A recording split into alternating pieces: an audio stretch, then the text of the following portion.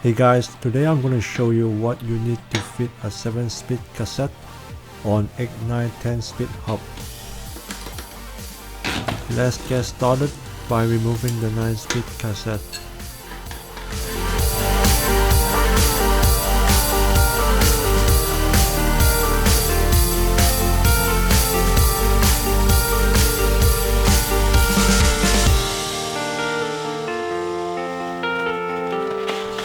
Are you still riding 7-speed?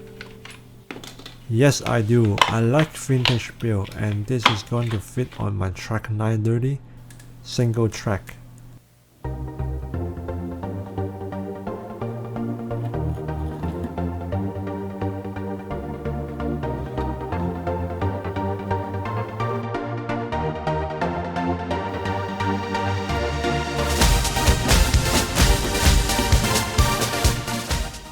To fit a 7-speed cassette on 8-9-10 speed hub, all you need is a 4.5mm spacer to fill the gap.